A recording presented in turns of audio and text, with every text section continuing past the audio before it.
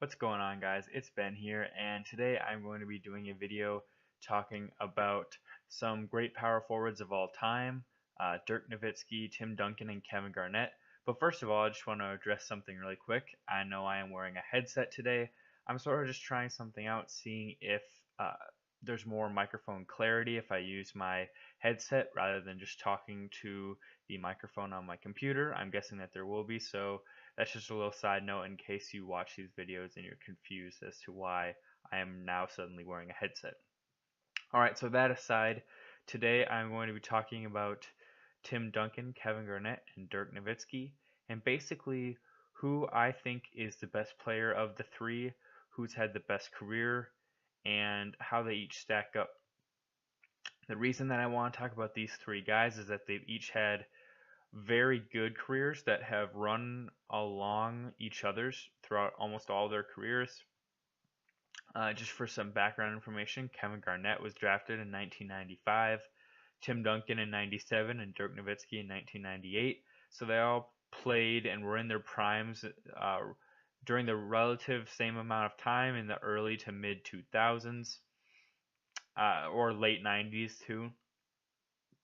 And they're often just compared because they are of a similar skill level overall between the three of them, and they have a lot of uh, accolades that are distinct between the three of them, but that also overlap.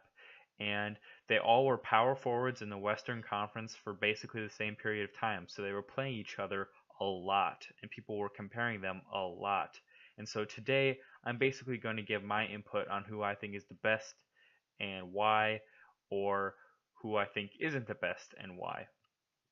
So what I'm going to do for this video essentially is go over each guy and his career, their numbers, their accolades, and then talk about why I would put one over the other and like that going forward.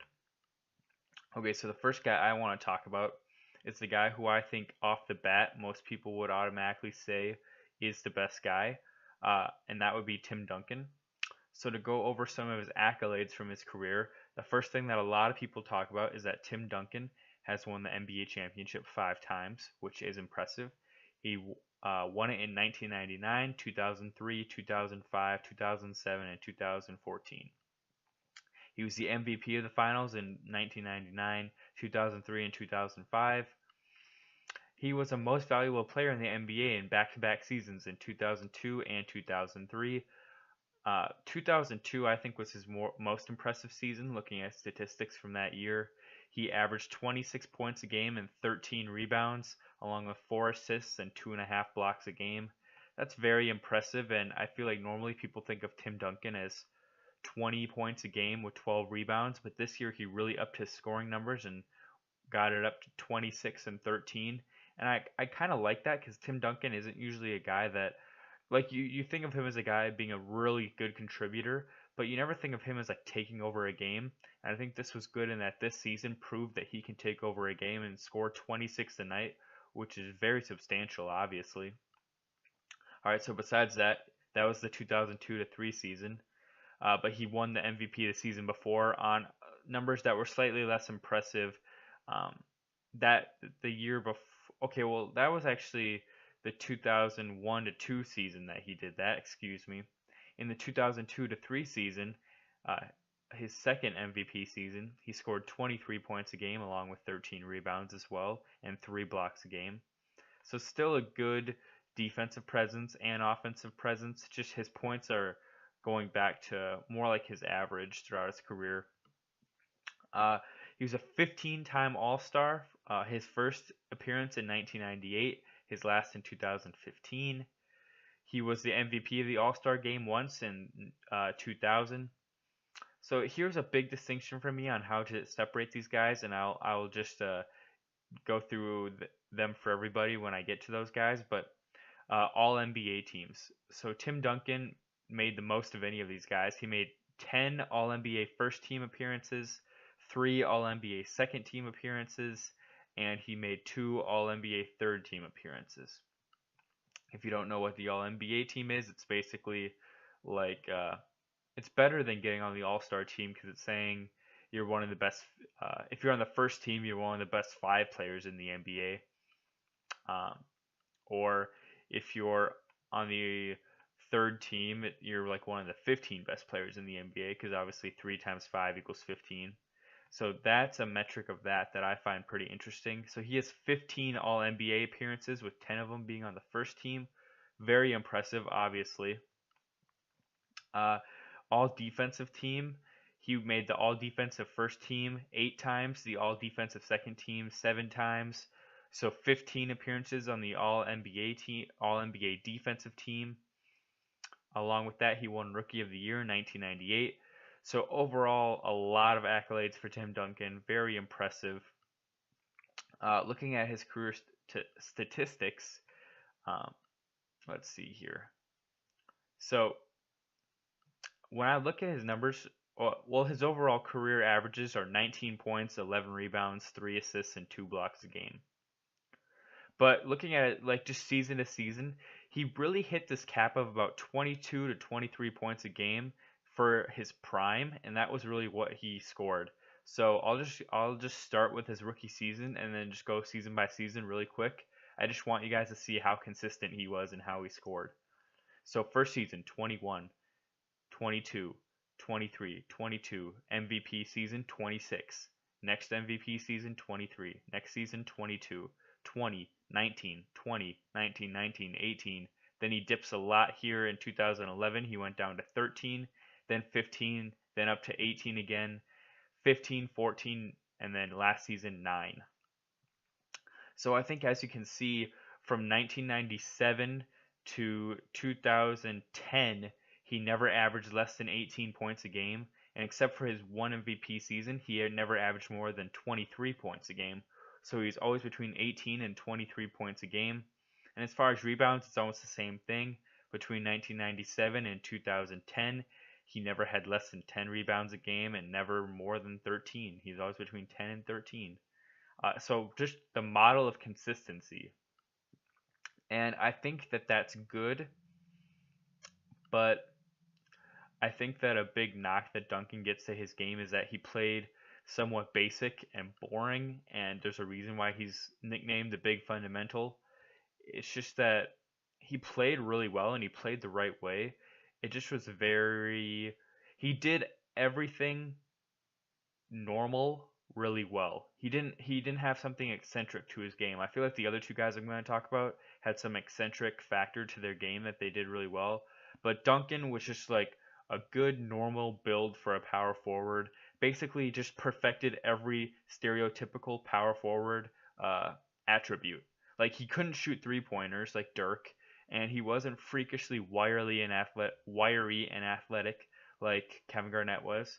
He was like of pretty average athleticism to slightly below average athleticism, and he just did everything really perfectly. And the result was 2 MVPs, 5 championships, and being in this conversation right now. So moving on, talking about Kevin Garnett. Oh, by the way, Tim Duncan played for the Spurs for his whole career from 97 to 2016. Moving on to Kevin Garnett, who was drafted in 95, played to 2016, 21 seasons in the NBA. He played for a few different teams. He played for the Timberwolves until 2007, for the Celtics until 2013, then 1.5 seasons for the Brooklyn Nets, and then he went back to the Timberwolves for 1.5 seasons. Kevin Garnett is only a one-time champion in 2008 with the Celtics. He is a one-time MVP in 2004 with the Timberwolves when they led the conference with 58 wins, and the NBA actually with 58 wins.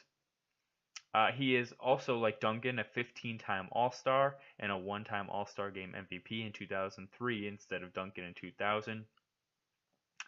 And then as far as all NBA teams, he made significantly less than Duncan. He only made 9 instead of 15. What I really noticed about Garnett is that his prime was a lot more condensed. I feel like you could say Tim Duncan's prime was like 2007, or no, excuse me, Tim Duncan's prime was around 1997 to around 2010, whereas I feel like Garnett's prime was more like around You'd say 1996 to around 2008. So 12 years compared to, I'd say, roughly 13 years or 14 years. So I guess, let me rephrase. Tim Duncan's best seasons stretch from 97 to, I'd say, okay, yeah, 97 to 2010. So he had like 13 like in his prime seasons of being like just dominant. And I'd say Garnett had that from around 1998 to 2008. So more like 10 seasons. And so had Duncan had better longevity to his game, I think, than Garnett did. Uh, Even though Garnett played longer, once he left Boston and after 2013, between 2013 to 16, he honestly just should have retired. He drops down to averaging 6 or 7 points and 7 rebounds a game in one season in 2013 to 14. Then in the next year, he averages 7 points and 6 rebounds. And then in his last year, he averaged 3 points and 4 rebounds a game. So he really was just a shell of himself, honestly, at that point. Whereas I feel like Duncan, despite slowing down and in his last season averaging 9 points and 7 rebounds, Duncan never really became a shell of himself, so to speak. Um, but Garnett, okay, getting back to just Garnett, his first All-Star appearance was in his second season in 1997. Um, his best season was his MVP season, I would say, in 2003 to 4. He averaged 24 points a game and 14 rebounds and 5 assists and 2 blocks a game. He led the league in rebounding with the 14. The 24 is his highest scoring average of his career, and the Timberwolves had the most success they ever had with him on the team, winning 58 games, being the 1 seed, and getting to the Western Conference Finals. Um, okay, moving beyond that, I told you about all the All NBA teams. He only made 9, only 4 times on the All NBA first team. He does have something that Tim Duncan doesn't have, which is a Defensive Player of the Year award, which he won in 2008, his first year with the Celtics. He's pretty close to Duncan in all defensive team selections. He's gotten selected to the All Defensive First Team 9 times to Duncan's 10, and the All NBA Second Defensive Team 3 times to Duncan's 5, for a total of 12 selections compared to Duncan's 15. So pretty close there. Career averages of 18 and 10 compared to Duncan's 19 and 11, so pretty close. Garnett has more assists though at 4 per game for his career compared to Duncan's 3, not a huge difference. As far as blocks per game for a career, Garnett has about 1.5 to Duncan's 2, so again pretty close. I'd say the biggest difference between these two is that Garnett aged less gracefully than Duncan did. You could just tell like clearly when he was falling off. In 2008, when he got this injury to his knee, he just wasn't the same after that. He went from averaging 19 the season before down to 16 in 2008 to 9, then down to 14, then 15, then 16, then 15, and then down to 7. Whereas I feel like Duncan, excuse me, you could see him decline, but not as clearly. Like for instance, 2010 or 2007 20 a game, but then the next season 19, then 19, then 18, 15, 17, or okay, he in 2010 he averaged 18 points a game, then down to 13, and you might be saying, okay, that's Duncan's big fall off. But then he goes back up to 15, then up to 18 and 10 in 2013, which is much better than Garnett in 2013, who was at 15 and 8. So I think that Duncan aged more gracefully than Garnett. And so moving on from him, I'm going to be going to Dirk Nowitzki now, who played from 1998 to presumably this will be his last year, 2019. He's still in the league right now. He's a one-time champion, a one-time Finals MVP in 2011. He was a Most Valuable Player in 2007. So like the other guys, he has 1 MVP. He's a 13-time All-Star, 4 times on the All-NBA first team, 5 times on the All-NBA second team, and 3 times on the All-NBA third team, for a total of 12 All-NBA selections. So he has more than Garnett, second to Duncan. And he has no All-NBA defensive team selections, which is something that you might say puts him way worse than these guys. But something that he does have that neither of these guys have is he's part of the 50-40-90 club, which means you shoot better than, or at least 50% from the field, 40% from three, and 90% from the free throw line. Oh, that's something that I feel like I should cover with these guys real quick. Their shooting percentages. Duncan for his career shot 51% from the field, 18% from three, and around 69% from the free throw line. Garnett for his career shot a little under 50% from the field, 28% from three, and 79% from the free throw line. And Dirk Nowitzki shot 47% from the field, 38% from three, and 88% from the line. So definitely the best shooter of the three of them. But getting back to his accolades quick, as far as Dirk, he was a three-point shooting contest champ in 2006. But beyond that, really not that many accolades, which sounds ridiculous to say because he already has super impressive accolades just with what I listed off. Looking at career statistics, Dirk averaged 21 and 8 for his career, so the highest scoring average of the three, but the lowest rebounding average. 3 assists a game, 1 steal, and 1 block a game. So pretty average numbers for a power forward defensively. Dirk had a pretty clear prime, I would say. You have from about 2000 to 2012 was his prime. His scoring averages in those seasons, I'll read them off. So in the 2000 to 2001 season, he averaged 22, then 23, then 25, 22, 26, 27, 25, 24, 26, 25, 23, 22.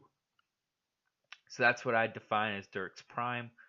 As you can see, I think quite significantly higher scoring averages than the other guys.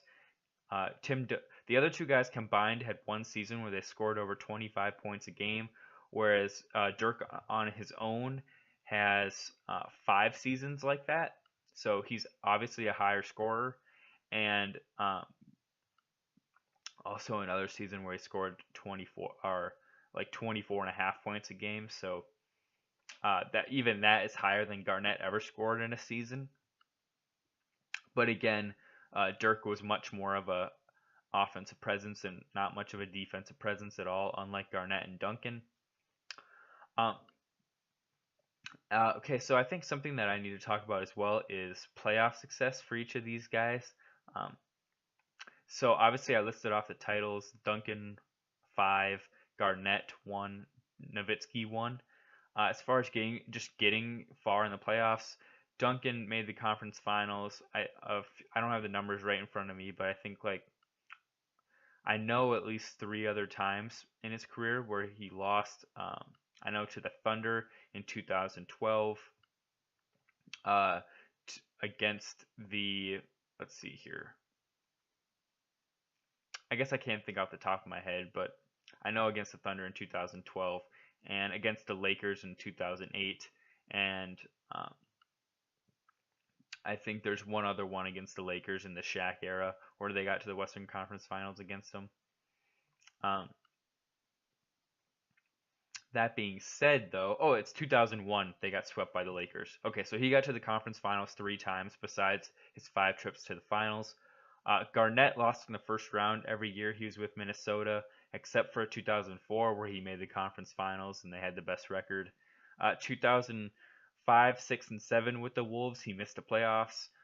Then 2008 he won the title, obviously. 2009 he wasn't on the team for the playoffs, so I'm going to disclude that. 2010 they got to the finals and lost. 2011 lost second round. 2012 lost in the conference finals. 2013 lost in the first round, and so after that doesn't really matter. So probably the least playoff success of any of the 3 guys for Garnett. And then Nowitzki made the conference finals in 2003, made the finals in 2006 and lost. A few first round, second round exits for the title in 2011, and then after 2011, basically losing in the first round every year. Excuse me. So from that perspective, I'd say like Dirk is slightly ahead of KG as far as playoff success in that at least his teams made it out of the first round regularly. They only made it to the second round a lot of times, but it is farther than the first round, which is more than KG can say. And so, yeah, I'm going to give the playoff success edge to Dirk over KG in that regard. For this next portion of the video, I'm going to talk about something that I find kind of interesting, which is the head-to-head statistics of the players. So first, let's do Dirk Nowitzki versus Kevin Garnett when they matched up and played against each other. Dirk Nowitzki averaged 23 points, 8 rebounds a game. Garnett averaged 22 points, 12 rebounds a game. Their shooting percentages, Garnett definitely has the advantage from just from the field. Garnett shot 52% in head-to-head matchups, whereas Dirk shot 46%. But from three-point land, as expected, Garnett was worse, shooting 29% compared to Dirk's 39%. But overall, I'd definitely say that in these matchups, Garnett had the edge. Okay, so now looking at Dirk versus Tim Duncan. Let's see here. Duncan in head-to-head matchups scored 20 points a game, 11 rebounds, 2 blocks a game on 51% shooting, whereas Nowitzki scored 20 points a game on 9 rebounds with 45% shooting and 37% from the field. So pretty similar stats. The big difference is that Duncan was better in rebounds and blocks and shooting, so everything. So Dirk definitely performed the worst when these guys all matched up, which honestly doesn't surprise me because the other two guys play a little bit more physical than Dirk did, and the shooting percentage isn't that surprising because Dirk would shoot a lot of shots from the arc and from deep mid-range, whereas a lot of Duncan shots come on the block and Garnett too, and basically just they get a lot more shots around the rim than Dirk does overall. And so now looking at Garnett versus Duncan head-to-head career stats. Duncan scores 19 points a game with 12 rebounds and 2 blocks. Garnett scores 20 points a game with 10 rebounds and 2 blocks. So Garnett scores more by 1 point, and Tim Duncan gets 2 more rebounds a game. Duncan shoots 46% from the field, Garnett 45%. So overall, really neck and neck. Duncan just has slightly better rebounds, and that's really the only difference in statistics in head-to-head matchups. So I think you'd say in head-to-head matchups, Duncan and Garnett are basically tied, and Dirk is the worst. And that makes sense because they're both better defenders, and he's not really a great defender. So in matchups, they're going to do a little bit better than him just because they can defend him better than he can defend them. So now I guess it's time to decide like who I think is the best. I'm honestly going to probably pick an unpopular opinion because you guys aren't going to like this because it seems like just a weird decision. But I'm going to say that they're all basically equal. And I honestly can't make a distinction between the three. If you told me I had one game to have one of them on my team in their prime, I am going to take Dirk. If you want to give me one of them for their whole careers, I will take Duncan. If I need one guy for one stop in a game, I'll take Garnett. If I have 1 second left on the clock and I need one guy to take the shot, I'm going to pick Dirk. If I am going into a game 7 of a finals and I need somebody to come in the clutch and perform a big performance, I'll take Duncan, which may seem like like it contradicts what I said about having Dirk for one game. But I think having a guy just for any one game is different than having a guy for game 7 of the finals. That's that distinction there. Let's see here. If I need a guy to start the offense, I think I would choose